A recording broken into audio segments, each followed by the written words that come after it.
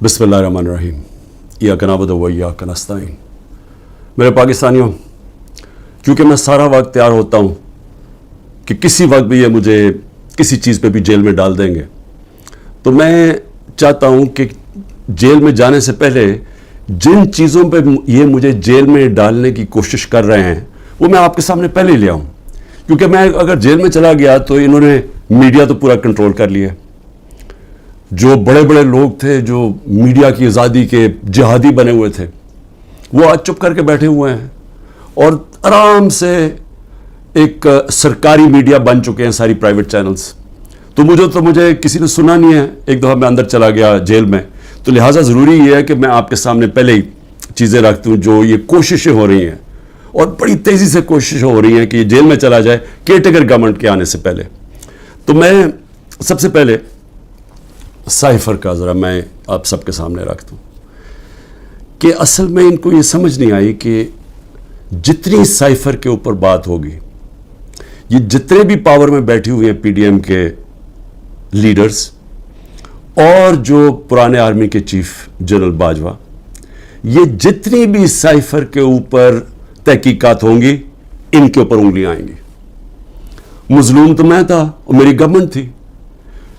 हमारी गवर्नमेंट गई, जैसे साइफर आया उसके अंदर बार बार मैं बता रहा हूं कि एक अमेरिकी ऑफिशियल डोनाल्ड लू हमारे एम्बेसडर को कहता है, असद मजीद को, वॉशिंगटन में, कि इमरान खान को तुमने वोट ऑफ नो कॉन्फिडेंस में हटाना है, अगर ना हटाया तो पाकिस्तान के लिए मुश्किलात होंगी। और अभी वोट ऑफ नो कॉन्फिडेंस नहीं आई थी, ये गालिबन 6 मार्च था। अगले दिन वोट ऑफ नो कॉन्फिडेंस आ जाती है, टेबल हो जाती है असेंबली में, और उसके बाद फिर जो सारा वो कहते हैं ना rest is history, Aahista Aahista क्या बड़ी जल्दी हमारे लोग भी नाराज़ हो जाते हैं, बैक बेंचर्स भी कहते हैं हम छोड़ रहे हैं, हमारे जो इत्तेहादी है वो भी छोड़ना शुरू हो जाते हैं। तो वो साइफर किसके लिए पैगाम था? वो पैगाम उसी के पास था ना जिसके पास पावर थी, जिसके पास एजेंसीज थी, जो इन सबको भेड़ बकरियों की तरह उधर ले जा सकता था दूसरी तरफ और गवर्नमेंट करा सकता था, वो जनरल बाजवा था। तो मैंने बड़ी कोशिश की तब भी कि इसके ऊपर तहकीकात हो। मैंने पहले एक कमेटी भी बनाई जिसपे जनरल तारिक को हमने उसका हेड बनाया, लेकिन यहाँ इतनी ताकत है एक आदमी के पास कि वो जनरल तारिक जैसे आदमी ने भी कहा कि नहीं जी मैं ये इस कमेटी का हेड नहीं बन सकता। पूरी कोशिश की गई सुपर किंग ने कि किसी ना किसी तरह दब जाए बस साइफर की, इसके ऊपर बात ही ना हो। मैं इसलिए कह रहा हूं कि ये बार बार साइफर को लेके आते हैं तो वो उंगलियां तो उधर ही जानी है सुपर किंग की तरफ। और उसने हर बार हमारा जब सुप्रीम कोर्ट में केस चला हुआ था, जब कासिम सूरी ने अडजर्न की असेंबली और ये कहा कि साइफर में वाज़ेह है कि मुदाखलत हुई है पाकिस्तान के अंदर, और मैं इसलिए अडजर्न कर रहा हूं कि पहले इसके ऊपर तहकीकात हो, इंक्वायरी हो कि क्या ये साइफर इसके पीछे क्या था। इंक्वायरी में तो पता चलना था कि साजिश हुई है या नहीं हुई। तो उसने जब वो लहराया और उसने एडजर्न की तो उसके बाद सुप्रीम कोर्ट में चला गया केस। तो सुप्रीम कोर्ट में जो हमारा वकील था अटॉर्नी जनरल, हम हैरान हो गए, उन्होंने साइफर पे बात ही नहीं की। असल इशू तो साइफर था, बाकी सारी बातें कर दी, साइफर पे बात नहीं हुई। आप समझ जाएं कि प्रेशर किधर से था। प्रेशर तो सुपर किंग के पास इतने ज़्यादा हथियार है प्रेशर्स डालने के लिए। तो वो जो केस हमारा था वो केस ही नहीं लड़ा गया। नईम बुखारी जो हमारे जो असद कैसर के वकील थे, उन्होंने कहा कि अटॉर्नी जनरल ने तो मेरा केस ही ख़त्म कर दिया, क्योंकि उन्होंने साइफर के ऊपर बात की।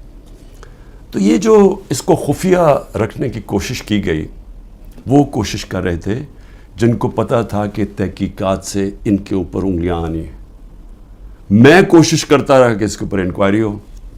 जिस तरह मैंने कहा पार्लियामेंट ने कमेटी बनाई, उसको उन्होंने जनरल तारिक को भी भगा दिया। फिर चीफ जस्टिस साहब को मैंने लेटर लिखा, साइफर भेजा कि इसके ऊपर इंक्वायरी होनी चाहिए, नहीं हुई। तो अब ये जो इंक्वायरी करना चाहते हैं FIA, मैं सिर्फ सवाल ये पूछता हूँ कि पहले तो मुझे ये बताएं, मुझे बुला तो लिया आपने इंक्वायरी के लिए, लेकिन मुझे यही नहीं पता कि मेरे से किस चीज़ की इंक्वायरी करनी चाहते हैं आप, ताकि मैं तैयारी करके आऊँ। लेकिन मैं FIA को भी ये कहना चाहता हूँ कि ये आपके पे ग्रेड से ज़्यादा ऊपर बात है। آپ کے رانا ثناء اللہ جو انٹیریئر منسٹر ہے جو آپ کے اوپر ہے وہ تو کہہ بیٹھا کہ عمران خان کو جیل میں ڈال رہا ہے. وہ ابھی کوئی انکوائری کا مجھے بھی نہیں پتا, ابھی تو ہمیں 164 کا بیان بھی ہمارے سامنے نہیں آیا. ابھی تو نیوز آئٹمز آ رہی ہیں نا کہ جی اعظم خان نے یہ کہہ دیا. ہمارے سامنے تو ابھی کچھ نہیں آیا, کیونکہ میں نے اپنے وکیلوں سے پوچھا تو کسی کی وکیل کو بھی پتا نہیں کہ وہ کون سا بیان ہے اعظم خان کا جو 164 پہ آتا ہے. یہ تو نیوز آئٹمز آ رہی ہیں. تو ابھی سے ہی وہ کہنا شروع ہو گیا ہے کہ جی اس نے جیل میں جانا ہے جو ایف آئی اے کا ہیڈ ہے. تو ایف آئی اے کی کیا حیثیت رہ گئی؟ تو انہوں نے, ہمیں تو پتا انہوں نے کیا کرنا ہے, لیکن قوم کو پتا ہونا چاہیے کہ یہ اتنا بڑا ظلم ہوا اس ملک کے ساتھ, جو انہوں نے جو گورنمنٹ گرائی ہماری, جو میں نے آپ کو بتایا بھی کہ آئی ایم ایف کی صرف آپ رپورٹ پڑھ لیں کہ انہوں نے بتایا کہ انہوں نے یہ جو منی لانڈررز تھے اور این آر او والے یہ جو لیڈرز تھے, انہوں نے آ کے پاکستان سے 14 مہینے میں کیا اور عوام کو کتنی تکلیف ہوئی, کتنی تکلیف سے عوام گزر رہی ہے, اور مزید اور آگے تکلیف آنے والی ہے. ایک وہ گورنمنٹ جس کی بہترین پرفارمنس تھی, اور وہ صرف اور صرف, اب ضرورت نہیں ہے آپ آئی ایم ایف کا ہی پڑھ لیں نا, آئی ایم ایف تو ہمارے نیچے نہیں ہے, اکنامک سروے پڑھ لیں جو کہ انہوں نے شائع کیا, تو وہ تو اب واضح ہے کہ ایک حکومت جو بہترین پرفارمنس دے رہی تھی, جو لوگوں کے حالات بہتر کر رہی تھی, روزگار بڑھتا جا رہا تھا. فیصل آباد کے اندر ٹیکسٹائل کے ورکرز نہیں مل رہے تھے, یعنی دور سے وہ ٹیکسٹائل والے ہمیں کہتے تھے کہ ہم سکول کھولنا چاہتے ہیں, ہمارے پاس ورکرز کم ہو گئے ہیں, جو ہماری سب سے بڑی ایکسپورٹ ہے ٹیکسٹائلز کی. تو ادھر سے وہ گرتے گرتے آج یہاں پہنچ گئے ہیں کہ سکریپ میں بیچی جا رہی ہے مشینری اب, اور یہ جو اب مزید اور مہنگائی آ رہی ہے. ذرا پوچھیں تو صحیح کہ جو بے روزگاری بڑھتی جا رہی ہے, پوچھیں لوگوں کے ساتھ گزارا ہوتا کیسے ہے, کون ذمہ دار ہے اس کا. یہ سائفر کے اوپر جب تحقیقات ہوں گی تو پتہ چلے گا کہ کتنی بڑی سازش ہوئی ہے. تو میں تو چاہتا ہوں کہ ایک صحیح معنی میں اس کے اوپر انکوائری ہو. میں تو تب بھی کوشش کر رہا تھا, لیکن تب تو ہونے نہیں دی. تو اللہ کرے کہ اس میں سے ہی کچھ چیز نکلائے, لیکن یہ ایف آئی اے نہیں کر سکتی کہ وہ تو کنٹرولڈ ہے انہی لوگوں سے جو انہوں نے فائدہ اٹھایا یہ سازش سے. دوسری چیز ہے, اب 2 اور میرے اوپر نیب کے کیسز ہیں. ایک ہے القادر. اب القادر کے اوپر میں آپ کو بتا ہی چکا ہوں کہ وہ کیس یہ ہے کہ عمران خان نے ملک ریاض کو فائدہ دلوایا کیونکہ اس نے اس سے پہلے القادر یونیورسٹی بنائی تھی. اور القادر یونیورسٹی کیا ہے؟ چیریٹی کی یونیورسٹی. چیریٹی کا مطلب یہ کہ سیرت نبی کے اوپر جو ہمارا جو آئیڈیا ہے کہ لوگ لیڈرز نکلیں نبی صلی اللہ علیہ وسلم کی سیرت کے اوپر چل کے, جو دنیا کے سب سے بڑے لیڈر تھے, اس کے اوپر ایک بیس کیا کہ کوشش کی کہ اس ملک کے اندر سمجھ تو آئے. اور پھر صوفیزم, اتنے زیادہ لوگ بڑے بڑے ہمارے صوفی جو لیڈرز تھے, لیڈرز میں کہوں گا, ان کے بہت بڑے لوگ آج بھی عرس پہ لاکھوں لوگ آتے ہیں, ان کے کلام کا پتہ تو چلے, لوگ آ کے چلے جاتے ہیں, یہ تو پتہ چلے کہ وہ پیغام کیا دینے آئے تھے. تو ایک تو یہ, اور پھر دوسری ٹیکنالوجی. یہ مقصد تھا, اور سارے آج القادر میں مفت پڑھ رہے ہیں, سارے غریب گھرانوں کے ہیں, اور وہ یونیورسٹی چل رہی ہے, اور وہ پیسہ جو ہے وہ وہاں لگا ہوا ہے. اس میں عمران خان کا کیا ذاتی فائدہ ہے؟ اس میں مجھے یہ سمجھا دیں کہ مجھے کدھر سے فائنینشیل بینیفٹ ہوا ہے. یعنی اگر پوچھنا ہے فائنینشیل بینیفٹ تو دیکھیں کہ ملک ریاض نے بلاول ہاؤس بنایا یہاں لاہور کے اندر, ذرا دیکھیں کتنے اربوں روپے کا بنا ہے. وہ دیکھ لیں کہ جو لنڈن کے اندر جو ملک ریاض کا 190 ملین پاؤنڈ آیا, جو آج سپریم کورٹ میں پڑا ہوا ہے, تو اس میں سے 50 ملین پاؤنڈ انہوں نے گھر خریدا ہے لنڈن میں حسن شریف سے, نواز شریف کے بیٹے سے. یہ پوچھیں کہ 18 ارب روپیہ, کم از کم 17-18 ارب روپیہ ہے. 18 ارب روپے کا نواز شریف کے بیٹے کے پاس پیسہ کدھر سے آیا گھر خریدنے کا؟ کیا اس لیے وہ بھاگ گئے تھے باہر؟ جب نیب نے ان کو بلایا اور پوچھنا تو دونوں بیٹے باہر بھاگ گئے کہ جی ہم پاکستان کے شہری نہیں ہیں. اس کے اندر وہ پوچھا کسی نے ان سے, اور پیسہ بھی یہاں پڑا ہے. اگر وہ کہتے ہیں غلط مت میں آ گیا وہ گورنمنٹ آف پاکستان میں, بھئی آپ پیسہ پڑا ہوا ہے سپریم کورٹ میں, آپ انہیں کہیں کہ وہاں ادھر ٹرانسفر کر دیں, لیکن ثابت کرنا پڑے گا کہ کیا یہ پیسہ منی لانڈرنگ کا تھا یا نہیں. وہ پاکستان گورنمنٹ کو اور برطانیہ میں ثابت کرنا پڑے گا. تو ہمارے پاس بھی یہی چوائس تھی, ہم نے پیسہ منگوا لیا, پیسہ یہاں پڑا ہے, تو چوری کدھر ہے اس میں؟ یہ القادر, دوسرا توشہ خانہ. اب توشہ خانہ کا ذرا سمجھ جائیں وہ توشہ خانہ ہے کیا. یہ لوگوں کو ہے جی پتہ نہیں کیا اتنا بڑا اس کو بنا دیا. 70 سال سے توشہ خانہ کے اندر وہی قانون چلتے آ رہے تھے. جو بھی آپ کو گفٹ ملتی ہے, اور وہ یاد رکھیں پرائم منسٹر کو نہیں ملتی, پریزیڈنٹ کو ملتی ہے, آرمی چیف کو ملتی ہے, وزیروں کو ملتی ہے, پرائم منسٹر کا جو ملٹری سیکرٹری ہے اس کو ملتی ہے. یہ جب جاتے ہیں باہر تو یہ گفٹس ملتی ہیں. قانون سب کے لیے ایک ہے. جب سے 70 سال سے ایک ہی قانون ہے کہ وہ جا کے وہ فورن آفس میں آتی ہیں, وہ جا کے دیتے ہیں کیبنٹ سیکرٹری کو, کیبنٹ سیکرٹری آگے ایویلویشن کے لیے ایف بی آر کو بھیج دیتا ہے. ایک انڈیپینڈنٹ اپریزر ہے ہمارے, وہ نون لیگ کا اپوائنٹ کیا ہوا ہے, یہ اسیس کرتے ہیں اس کی قیمت کیا ہے. پھر وہ سب کے پاس پرائم منسٹر, وزیروں, جن کو بھی تحفہ ان کے پاس آتے ہیں, جی یہ ہے اس کی قیمت اسیس, اگر آپ اس کو لینا چاہتے ہیں تو اتنی قیمت دیں اور یہ گفٹ آپ رکھ سکتے ہیں, اور اگر یہ نہیں لینا چاہتے تو یہ بھی سمجھ جائیں وہ پھر آکشن ہوتی ہے, وہ جا کے کوئی بھی خرید سکتا ہے. یہ ہے قانون. اب عمران خان کے اوپر کیا الزام ہے, میں جب تحقیقات میں کہ جی وہ جو انہوں نے اسیس کیا تھا, وہ جو آپ نے جو اس کی قیمت تھی گفٹ کی, وہ انہوں نے کم دکھائی ہے.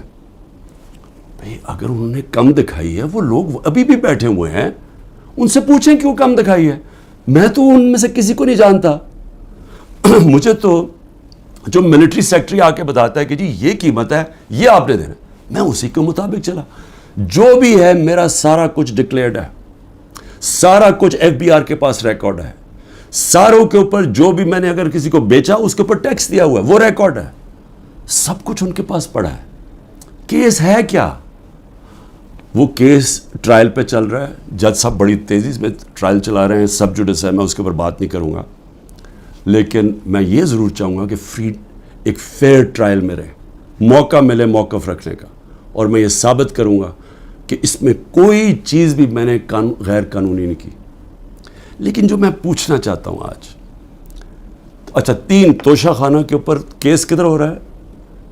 ایک الیکشن کمیشن کر رہی ہے کیس, ایک ایف آئی آر کٹوائی ہوئی ہے, ایک نیب کیس کر رہی ہے, ایک ایشو کے اوپر 3 کیسز چل رہے ہیں. یہ بھی کوئی ورلڈ ریکارڈ ہے, کبھی ایسے ہوتا نہیں ہے. لیکن اتنی جلدی میں ہے کہ کسی نہ کسی طرح اس کو راستے سے ہٹاؤ, ڈسکوالیفائی کرو اور اس کو جیل میں ڈالو. اب میں صرف آج نیب چیئرمین سے بڑے آپ کی وجہ سے مجھے وہ جس طرح اٹھایا گیا, آپ بھی ایک اس میں آپ کی وجہ تھی, اور بھی جس نے بھی حکم دیا تھا کہ غیر قانونی اور غیر آئینی طور پہ مجھے 9 مئی کو جس طرح ذلیل کر کے اٹھایا گیا مجھے اسلام آباد ہائی کورٹ سے, اس میں آپ کا بھی ہاتھ تھا. میں سوال یہ پوچھنا چاہتا ہوں کہ چلیں میں تو یہ نیب کے کیس فیس کر رہا ہوں اور کروں گا, کہیں ملک سے باہر نہیں بھاگوں گا, یقین کریں سارے کیس فیس کروں گا. لیکن میں صرف سوال یہ پوچھتا ہوں کہ آپ کا ضمیر کوئی جاگتا نہیں ہے جب آپ کو پتہ چلا کہ توشہ خانہ کے اندر چوری ہوئی ہے, اور چوری نیب کے اندر بھی پتہ ہے, وہ کیس نیب میں بھی پڑا ہوا تھا, لیکن آپ نے بند کر دیا وہ. تو عوام کے لیے میں کیا بتانا چاہتا ہوں, وہ چوری کیا تھی. توشہ خانہ کا قانون ہے کہ گاڑی, جب بھی کوئی گاڑی گفٹ کرے, جو مجھے بھی ایک گاڑی گفٹ ہوئی تھی, آپ توشہ خانہ سے وہ نہیں لے سکتے. آپ اگر اس کی, ان کے زمانے میں, یہ بھی ان کے زمانے میں 20% دیتے تھے قیمت. مثلا اگر 10 روپے اس کی قیمت آتی ہے, یعنی ویلیو ہوتی ہے گفٹ کی, تو ان کے زمانے میں 20% دیتے تھے, 20 روپے دیتے تھے اور پھر لے لیتے تھے. ہم نے جا کے اس کو 50% کر دیا, یعنی اگر 10 روپے کا تحفہ ہے تو 5 روپے دیں گے اور پھر تحفہ لیں گے, ہم نے بڑھا دیا. تو ان کے زمانے میں 20% ہوتا تھا, اور پھر بھی گاڑی آپ نہیں لے سکتے تھے. اب میں صرف آپ کو یہ ذرا آپ کو پتہ ہونا چاہیے کہ یہ ہو کیا رہا ہے. دیکھیں نیب چیئرمین کو بھی میں ذرا سوچ رہا ہوں کہ ان کا ضمیر شاید جاگ جائے اس چیز پہ. نواز شریف مرسیڈیز سب سے مہنگی گاڑی ہوتی ہے, بی ایم ڈبلیو اور مرسیڈیز مہنگی ترین گاڑیاں ہیں. وہ گاڑی خریدتا ہے جو کہ اس کو اجازت ہی نہیں ہوتی, 6,36,000 روپے میں سب سے مہنگی گاڑی مرسیڈیز 6,36,000 پہ لیتا ہے. پہلے تو کیا اس کی قیمت دیکھی, کوئی مرسیڈیز اتنی سستی آتی ہے, یعنی اس کی قیمت دیکھیں 42 لاکھ. کوئی مرسیڈیز پاکستان میں 42 لاکھ کی آتی ہے, تو اس نے صرف 6,36,000 دیا اس کا. تو پہلے تو چوری تھی کیونکہ آپ گاڑی نہیں نکال سکتے. پھر ذرا قیمت دیکھ لیں. میں اور بھی ویسے یہاں قیمتیں میں دیکھ رہا ہوں کہ میرے سے نیب والے پوچھ رہے تھے کہ جی آپ نے یہ بڑی آپ نے سستی چیزیں لی ہیں, مجھے تو پتہ ہی نہیں تھا. لیکن ذرا یہ میں ایسی میری نظر پڑ رہی تھی, ایک پرل کا نیکلس وہ سوچیں صرف 27,000 دے کے لیا نواز شریف نے. پھر میں رولیکس گولڈ بریسلٹ اور رولیکس 1,10,000 روپے پہ لے کے لیا. ون رسٹ واچ, کارٹیئر کی رسٹ واچ, چھوٹی بھی نہیں, اور وتھ ڈائمنڈز, ہیرے لگے ہوئے اس کے اوپر. وہ جی بڑی مہنگی انہوں نے خریدی 40,000 روپے میں. تو کیا نیب کو یہ نہیں نظر آیا کہ نواز شریف نے چوری بھی کی, ایک گاڑی بھی, اور قیمتیں انہوں نے نہیں دیکھی. اس کے بعد زرداری صاحب دیکھ لیں, 3 گاڑیاں نکالی انہوں نے توشہ خانہ سے, 2 BMW, سب سے جو اس وقت کی مہنگی ترین BMW کی بھی قسمیں ہوتی ہے 760U, اور بلٹ پروف. یعنی بلٹ پروف کی قیمت آپ سوچ لیں کہ اس کی قیمت کتنی تھی, 10 کروڑ روپے کی. تو وہ انہوں نے ایک BMW وہ نکالی, پھر ایک دوسرا ماڈل وہ بھی سیکیورٹی والی, 2 BMWs, اور پھر ایک ٹویوٹا لیکسس, یہ بھی بلٹ پروف. تو ان کے اوپر کوئی نیب کی انکوائری یا کوئی نہیں ہونا تھا. یعنی کیا طاقتور اگر آج بیٹھا ہوا تو اس کے لیے سارے معاف ہو جاتی ہیں چیزیں. اور یہاں آپ کہہ رہے ہیں کہ جی وہ جو انہوں نے سستی دکھا دی یا وہ مہنگی, تو جنہوں نے سستی دکھائی ہے وہ تو ابھی بھی بیٹھے ہوئے ہیں, پوچھیں ان سے. آگے چلیں جی. میں نیب چیف کو میں پھر سلام کرتا ہوں, آفتاب سلطان کو سلام اس لیے کرتا ہوں کہ ان سے جب کہا گیا یہ جو حرکتیں اب ہو رہی ہیں, انہوں نے کہا میں نہیں کرتا. اور میں نے سنا ہے, کیونکہ جب میں نیب جیل میں تھا تو ساروں نے اس کو اسٹینڈنگ اوویشن دیا جب وہ ریزائن کر کے جا رہا تھا. نیب کے لوگوں نے کہ اتنا کردار کا آدمی. لیکن یہاں ذرا تھوڑا ضمیر اس وقت میں جگانے کی کوشش کر رہا ہوں. موجودہ نیب کے چیئرمین, مجھے یہ بتائیں کہ شہباز شریف اور اس کے بیٹوں کی آپ نے انکوائری بند کر دی, 7 ارب روپے کی انکوائری آپ نے بند کر دی. 7 ارب روپے کی انکوائری بند کیا کی, جس کے اندر یہ بچ ہی نہیں سکتے تھے. کیا کیا انہوں نے, یہاں سے یہ پیسے بھیجتے تھے باہر, یہاں سے ہنڈی حوالے سے باہر پیسے بھیجتے تھے, چوری کا پیسہ. ادھر سے ریمیٹنسز دکھا دیتے تھے. یہ قانون نواز شریف نے بنایا تھا 1992 میں کہ اگر باہر سے پیسہ آئے تو کوئی سوال نہیں پوچھ سکتا کہ جی وہ پیسہ کدھر سے آیا, کس نے بھیجا پیسہ. نو کوسچنز آسکڈ. یہ منی لانڈرنگ کے لیے خاص قانون بنایا تھا انہوں نے.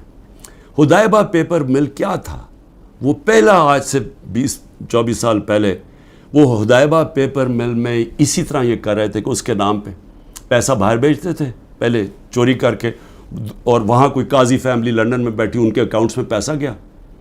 ادھر سے انہوں نے دکھایا کہ جی ہم نے ریمیٹنسز بھیجی ہیں, اور ریمیٹنس کا کوئی سوال ہی نہیں پوچھ سکتا تھا. جو باہر سے پیسہ آتا تھا سوال ہی نہیں پوچھ سکتا تھا. تو یہاں سے باہر پیسہ چوری کر کے بھجوایا, وہاں سے جس پیسے کی ضرورت تھی وہ انہوں نے ریمیٹنس کے نام پہ لے لیا, اور کوئی سوال نہیں پوچھتا. تو یہ جو شہباز شریف کا سارا پیسہ یہ جو آیا ہے, اس کا زیادہ تر پیسہ جو اس کی دولت میں اضافہ ہوا ہے, انہوں نے پوچھا نا نیب نے کہ جی اضافہ کدھر سے ہوا, جی ریمیٹنسز آئی ہیں.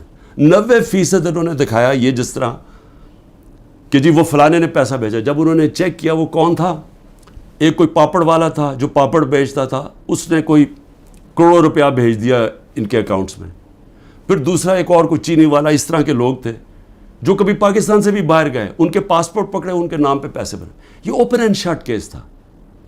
لیکن چیئرمین نیب صاحب نے اپنی کوئی سوچا ہوگا, کیس ختم کر دیے. پھر اگلا سنیں ذرا. ہاں میں ایک چیز بھول گیا, مریم نواز بھی, انہوں نے BMW لی, کوئی مڈل ایسٹ سے کسی ان کو تحفہ ملا, توشہ خانہ میں نہیں بتایا کہ وہ آیا باہر سے تحفہ. جو بھی آپ کو باہر سے تحفہ ملتا ہے آپ کو ڈکلیئر کرنا پڑتا ہے اور وہ جاتا ہے توشہ خانہ میں. انہوں نے توشہ خانہ میں نہیں دیا اور اسی کو گاڑی کو پھر استعمال کر کے آگے بیچ دیا اور بڑے نفع کے اوپر. یہ بھی سیدھی چوری ہے. اس کے اوپر بھی کسی نے بات نہیں کی, کوئی نیب کو کوئی کھٹکا نہیں ہوا کہ کچھ غلط ہو رہا ہے. پھر آگے چلیں. 16 ارب روپے کے ایف آئی اے کے کیس. اب ایف آئی اے سے میں مل رہا ہوں انشاءاللہ, ان سے پوچھوں گا کہ کیا جب ڈاکیومنٹری ایویڈنس تھی کہ یہ نوکروں کے نام پہ پیسہ آتا تھا اور ادھر سے شریف خاندان کے ان کے بیٹوں کے اکاؤنٹس میں چلا جاتا تھا 16 ارب روپے, جس میں مقصود چپراسی بھی تھا, تو کیا وہ کیس بند کر دیا؟ سوچا نہیں کہ 16 ارب روپیہ کوئی چھوٹی رقم نہیں ہے. تو اس کے اوپر کوئی فکر نہیں ہوئی آپ کو کہ پوری تحقیقات ہوئی, اتنی فائلیں پڑی ہیں, ساری ڈاکیومنٹس پڑی ہوئی ہیں, کوئی آپ نے نہیں دیکھا کہ وہ ڈاکیومنٹس دیکھ لیں. وہ تو لوگ مقصود چپراسی تو بیچارہ ہارٹ اٹیک سے گیا, ڈاکٹر زبان بھی ہارٹ اٹیک سے گیا, ایک اور گواہ ہارٹ اٹیک سے گیا. تو کوئی فکر نہیں ہے کہ ڈاکیومنٹس بھی پڑی ہوئی ہیں, ان کے اوپر ایف آئی اے کو انویسٹیگیٹ کرے. نہیں, کیونکہ یہ آپ قانون کے اوپر ہیں لوگ, ان کو یہ چوری بھی کریں سب کچھ معاف ہے. پھر آگے چلیں. آصف زرداری, اچھا, اور مریم کے 4 لندن کے فلیٹ. یہ بھی ایک بہت بڑی ساری میری قوم کے لیے ذرا سن لیں کہ 4 فلیٹ لندن کے نواز شریف نے جب پینما پیپرز میں پکڑے گئے, انکشاف ہو گیا انٹرنیشنل 2016 میں, تو نواز شریف نے اسمبلی میں جا کے کہا کہ ہاں یہ ہمارے ہیں اور یہ ہیں وہ دستاویز جو ثابت کرتے ہیں ہمارے, وہ جھوٹ نکلے. پھر عدالت میں کیس چلا گیا, وہاں انہوں نے قطری خط لے آئے سامنے, وہ بھی مزاحیہ تھا, انہوں نے مذاق اڑایا اس کا. اس کے بعد ایک وہ مریم اور اس کے بھائی حسین کے بیچ میں ایک کانٹریکٹ سائن دکھاتے ہیں کہ جی ٹرانسفر ہوا ہے فلیٹ 2006 میں, وہ جس میں وہ سائن کیا, جو فونٹ تھی جس میں وہ ٹائپ آؤٹ ہوا, وہ ابھی آئی نہیں تھی فونٹ, وہ اگلے سال آئی. سیدھا عدالت میں جھوٹ بولا گیا, فراڈلنٹ کانٹریکٹ دکھایا گیا. ابھی تک وہ یہ نہیں بتا سکے کہ یہ 4 مہنگے ترین لندن میں محلات جو کہ ان کا پیسہ آیا کدھر سے, ابھی تک کچھ نہیں. لیکن جج صاحب نے پوچھا نیب سے کہ جی بتائیں, وہ تو کہتے ہیں ہمارے فلیٹس ہیں, آپ ثابت کر سکتے ہیں؟ نیب نے کہا نہیں جی ہم نہیں ثابت کر سکتے. چلو جی کیس ختم. تو ایک طرف تو یہ ہو رہا ہے. زرداری صاحب پہ آ جائیں. زرداری صاحب تو پہلے مشرف نے جب ان کو معاف کیا ان کی کرپشن, تو اس کے اندر سب سے پہلے تھا جو سرے محل, جس کا بڑا شور مچا. سرے محل کے اندر آپ سب جانتے ہیں کہ انہوں نے ایک بہت بڑا ایک ریل اسٹیٹ لے لی, کتنی ایکڑز کی, انگلینڈ کے اندر سرے میں. وہ اینڈ میں جا کے پاکستان نے وہاں کیس کیا. کیس میں ثابت ہو گیا کہ یہ دکھائی نہیں سکتے تھے ان کے پاس پیسہ ہے. تو جب وہ ثابت ہو گیا کہ ان کے پاس تھا نہیں, وہ بک گئی اور وہ پیسہ پاکستان آنا تھا. تب تک این آر او مل گیا, وہ بھی ہضم ہو گیا. $60 ملین پڑے ہوئے تھے سوئٹزرلینڈ میں, وہاں کیس کیا, وہ آنے والا تھا پاکستان, این آر او میں وہ بھی ہو گیا. اس کے بعد پھر شروع ہوا, وہ پھر مشین پھر چلنی شروع ہوگی پیسے بنانے والی. پھر وہ فیک اکاؤنٹس پکڑے گئے, اربوں روپیہ, وہی کہ یہاں سے فیک اکاؤنٹ سے پیسہ باہر بھیجا, ادھر سے ریمیٹنسز دکھا کے پاکستان لے لیا اور باقی پیسہ باہر ہی رکھا. جو کرپشن ہو رہی ہے سندھ حکومت کے اندر, جو کھل کے پیسہ بن رہا ہے, جو سارے جانتے ہیں زرداری سسٹم کہ ہر چیز کا کٹ ملتا ہے, وہ کیا ہماری ایجنسیز کو نہیں پتا؟ کیا وہ نیب کو نہیں پتا؟ لیکن کیونکہ ان سے بھی ڈیل ہوئی ہے, وہ بھی آج اوپر بیٹھے ہوئے ہیں پاور میں. لیکن کن کے اوپر اس وقت پورا زور لگا ہوا ہے؟ سارا زور لگا ہوا ہے کہ جی کسی نہ کسی طرح عمران خان اور تحریک انصاف کو ختم کرنا ہے. اور ہو کیا رہا ہے کہ مظلوم ہم, یعنی سائفر کے اندر گورنمنٹ میری جاتی ہے اور کیس ہی میرے پر ہو جاتا ہے. 9 मई को सुप्रीम कोर्ट कहता है कि गैर आईनी और गैर कानूनी तौर पे मुझे एक मुजरिम की तरह उठाया गया, लेकिन मेरे ऊपर 30 केस हो जाते हैं। उसके अलावा जिन लोगों को गोलियां मारी सीधी सीधी लोगों को गोलियां मारी, 69 लोगों को, प्रोटेस्टर्स को, उन्हीं के ऊपर केस कर दिए। उनकी डेड बॉडीज, जो 16 लोग मरे, जो शहीद हुए, मैं कहता हूं इंसाफ के लिए खड़े हुए ना इंसाफी हो रही थी उनके पार्टी के चेयरमैन से, उनको सीधी गोलियां मारी, उनके घरों में पहुंच गए कि तुमने अगर FIR रजिस्टर की तो हम तुम्हें यह कर देंगे। वही जो जिले शाह के घर पहुंच गए, जब उसको कत्ल किया गया तो पुलिस कस्टडी में उसको कत्ल किया गया, मेरे ऊपर 302 कत्ल का पर्चा कर दिया, और फिर उसके मां बाप के पास पहुंच गए कि आपने देखिए इसकी बात नहीं करनी, और उनको चुप करा दिया। तो पहले लोगों के ऊपर जुल्म करते हैं, फिर उन्हीं के ऊपर केसेस कर देते हैं। जो एक लड़का बेचारा शहीद हुआ, वो भी प्रोटेस्टर था, पीसफुल, पुरअमन, उसको गोली मारी, शहीद हो गया।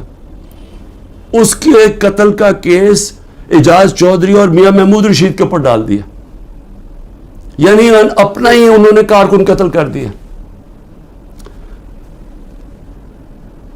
अब मैं सिर्फ अपनी कौम से ये कहना चाहता हूं कि देखें, मैं फिर से कहता हूं, कौमें चलती हैं इंसाफ के ऊपर, अखलाकियात के ऊपर, अमर बिल मारूफ के ऊपर।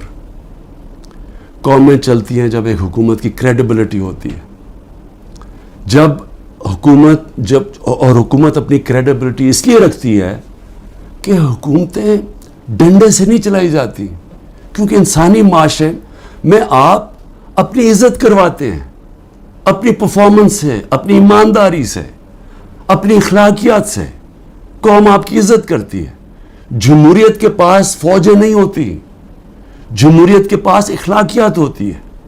इसलिए बरतानिया में जिधर से हमने डेमोक्रेसी ली है, अगर उनका प्राइम मिनिस्टर एक छोटा सा कानून तोड़ता है कि जी कोरोना में आपने लोगों के साथ इकट्ठे नहीं होना, यानी आपने कोई गेट टुगेदर नहीं करनी, वो अपने ऑफिस के बाहर गेट टुगेदर करता है, उसके ऊपर प्राइम मिनिस्टर को निकाल देते हैं। उनकी अखलाकियात का म्यार देखें। उनके वो एक हैरल्ड मैकमिलन प्राइम मिनिस्टर झूठ बोलता है, झूठ पकड़ा जाता है, उसको निकाल देते हैं। या सारा हुकूमत ही झूठ पे चल रही है, केसेस ही सारे झूठ, 180 केसेस कर दिए। क्या कोई मानता है पाकिस्तान में कि ये एक आदमी ने 70 साल की उम्र तक कोई एक जुर्म नहीं किया और एकदम चंद महीने में 180 केस हो गए? कोई मानेगा ये? लेकिन उनको कोई शर्म ही नहीं है। क्या ये मानेगा कि मियां महमूद और एजाज चौधरी ने अपने कारकुन को गोली मार दी है? क्या मैंने जिले शाह को कत्ल कर दिया? कोई मानेगा? कोयटा में सारा कोयटा जानता है कि उस वकील की खानदानी दुश्मनी थी, सब जानते हैं, एविडेंस है। मेरे ऊपर 302 कत्ल केस कर दिया उसके ऊपर। और ये जो साइफर है, हमारी गवर्नमेंट गिरती है और केस ही हमारे पर कर देते हैं। तो मैं आखिर में अपनी कौम से कहना चाहता हूँ, देखिए यहाँ जो एक ताकतवर फैसला करता है कि मैंने कांटा मार दिया, फलाने पे कांटा मार दिया। हमारे लोगों कहते हैं कि इमरान खान में कांटा लग गया तो अब तो PTI ने आना नहीं और इमरान खान ने आना नहीं, इसलिए वो जो 2 पार्टीज बनाई हैं उनके अंदर चले जाओ।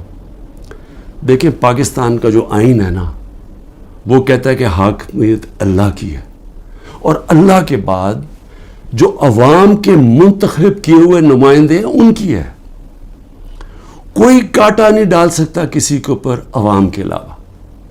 और ये जो कांटा डालने की कोशिश है, ये इतना नुकसान पहुंचा रही है पाकिस्तान को, हमारी जमहूरियत को, हमारी आज़ादी को, हमारी अखलाकियात को, हमारे इदारों को, हमारे इंसाफ के निज़ाम को, हमारा सारी दुनिया में जो इमेज है वो इतना नुकसान पहुंचा रही है। और हमारी जो माइशत है जिधर वो पहुंच गई आज और जिधर जा रही है, तो मेरी सिर्फ रिक्वेस्ट ये है अपनी कौम को कि देखिए, मैं अगर जेल में भी जाता हूँ ना, आपने जद्दोजहद करते रहना। और मैं हमेशा 27 साल से कहता हूँ पुरअमन जद्दोजहद। لیکن یہ آپ کے لیے اتنا ضروری ہے کیونکہ یہ جو ساری سٹرگل کر رہا ہوں اپنی ذات کے لیے نہیں کر رہا. اگر ذات کے لیے کر رہا ہوتا تو میں بڑی پہلے چھوڑ چکا ہوتا. کون اپنی زندگی کو داؤ پہ لگاتا ہے؟